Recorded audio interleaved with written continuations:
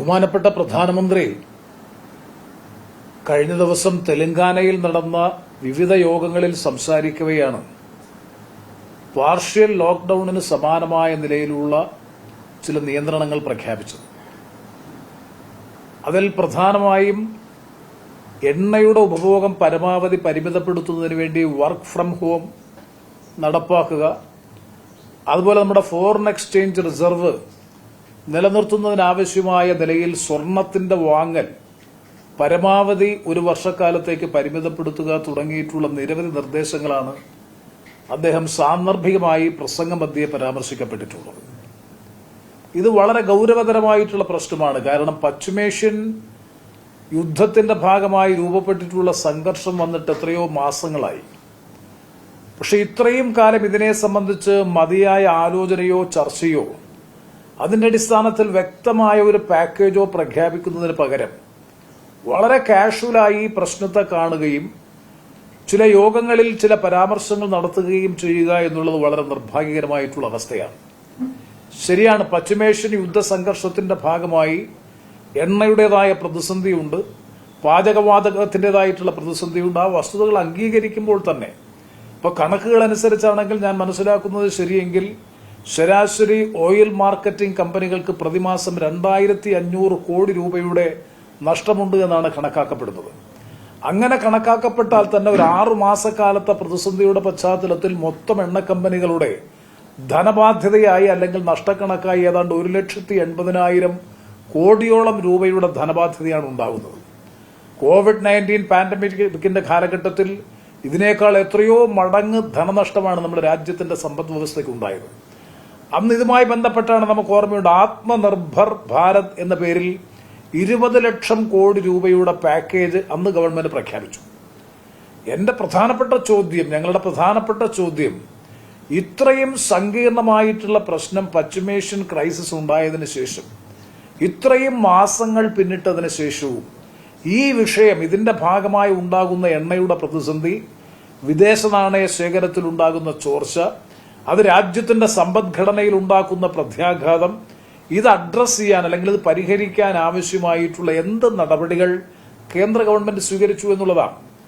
ഇപ്പോഴും പ്രഖ്യാപിക്കപ്പെട്ട പാക്കേജിനെ സംബന്ധിച്ച് വ്യക്തമായിട്ടുള്ള ഒരു രൂപരേഖയില്ല. സ്വർണം ഒരു വർഷക്കാലത്തേക്ക് വിവാഹാവശ്യങ്ങൾക്ക് വാങ്ങുന്നതിൽ നിന്ന് എല്ലാവരും പിന്തിരിയണം, വർക്ക് ഫ്രം ഹോം നടപ്പാക്കണം, ഒന്നിലധികം ആൾക്കാർ ഒരു വാഹനത്തിൽ സഞ്ചരിച്ചുകൊണ്ട് പരമാവധി വാഹനങ്ങളുടെ ഉപഭോഗം കുറയ്ക്കണം തുടങ്ങിയിട്ടുള്ള കേവലമായ ചില നിർദ്ദേശങ്ങൾക്കപ്പുറത്തേക്ക് ഈ ക്രൈസിസ് അഡ്രസ് ചെയ്യാൻ, ഈ പ്രതിസന്ധി അഡ്രസ് ചെയ്യാൻ മതിയായ ആലോചനയോ അവധാനതയോടുകൂടിയിട്ടുള്ള കർമ്മപരിപാടികളോ ആവിഷ്കരിച്ച് പ്രാവർത്തികമാക്കുന്നതിൽ കേന്ദ്ര ഗവൺമെന്റ് പരാജയപ്പെട്ടു എന്ന് വേണം ഈ കാര്യത്തെ സംബന്ധിച്ച് വിലയിരുത്താൻ.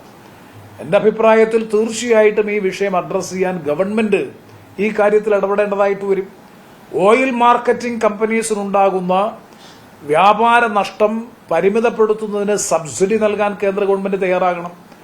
ആ നിലയിൽ ജനങ്ങളുടെ മേൽ അധിക ഭാരം അടിച്ചേൽപ്പിക്കുന്നതിന് പകരം പശ്ചിമേഷ്യൻ യുദ്ധ പ്രതിസന്ധിയുടെ ഭാഗമായി രൂപപ്പെട്ടിട്ടുള്ള എണ്ണ പ്രതിസന്ധിയുടെ അധിക ധനഭാരം അല്ലെങ്കിൽ സാമ്പത്തിക ഭാരം സാധാരണ ജനങ്ങളുടെ മേൽ അടിച്ചേൽപ്പിക്കുന്നതിന് പകരം കേന്ദ്ര ഗവൺമെന്റ് അതിന്റെ ബർഡൻ എടുക്കാൻ, ഉത്തരവാദിത്വം എടുക്കാൻ തയ്യാറാകണം.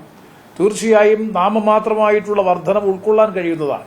പക്ഷെ അമിതമായ വിലവർധനവിലൂടെ ജനങ്ങളെ ശിക്ഷിക്കുന്നതിന് പകരം, അതാണ് ഞാൻ സൂചിപ്പിച്ചത്, 6 മാസക്കാലത്തെ മൊത്തം നഷ്ടം ഓയിൽ മാർക്കറ്റിംഗ് കമ്പനീസിന്റേത് കണക്കാക്കിയാൽ പോലും ശരിയാണ് എന്നൊരു ഏകദേശ ധാരണയനുസരിച്ച് ഏതാണ്ട് 1,80,000 കോടി രൂപയുടെ ധനബാധ്യതയാണ് വരുമെന്ന് പ്രതീക്ഷിക്കപ്പെടുന്നത്.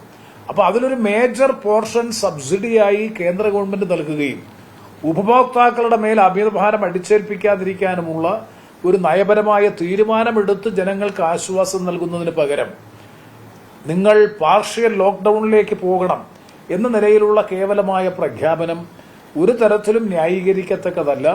ഗവൺമെന്റ് വേണ്ടത്ര ഗൌരവത്തോടുകൂടി പശ്ചിമേഷ്യൻ യുദ്ധ പ്രതിസന്ധിയുടെ ഭാഗമായി രൂപപ്പെട്ട ധനപ്രതിസന്ധി, എണ്ണ പ്രതിസന്ധിയുടെ ഭാഗമായി രൂപപ്പെടാൻ സാധ്യതയുള്ള ധനപരമായ പ്രത്യാഘാതങ്ങൾ പരിഹരിക്കുന്നതിനാവശ്യമായ നടപടികൾ സ്വീകരിക്കുന്നതിൽ കേന്ദ്ര ഗവൺമെന്റ് പരാജയപ്പെട്ടു എന്ന് വേണം വിലയിരുത്താൻ.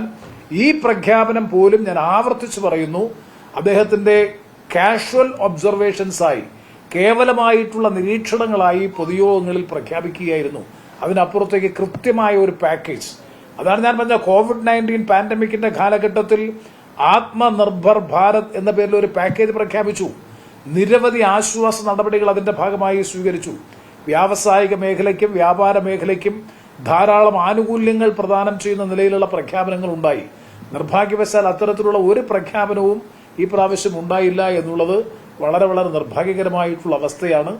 മതിയായ തയ്യാറെടുപ്പ് അല്ലെങ്കിൽ ഇത്തരത്തിലൊരു ക്രൈസിസ് അഡ്രസ് ചെയ്യുന്നതിന് വേണ്ടിയിട്ടുള്ള ഒരു തയ്യാറെടുപ്പും മുൻകരുതലുകളും കേന്ദ്ര ഗവൺമെന്റിന്റെ ഭാഗത്തുനിന്ന് ഉണ്ടായിട്ടില്ല എന്ന് വേണം പ്രധാനമന്ത്രിയുടെ ഏറ്റവും ഒടുവിലത്തെ പ്രഖ്യാപനത്തിൽ നിന്ന് അല്ലെങ്കിൽ പരാമർശത്തിൽ നിന്ന് മനസ്സിലാക്കാൻ.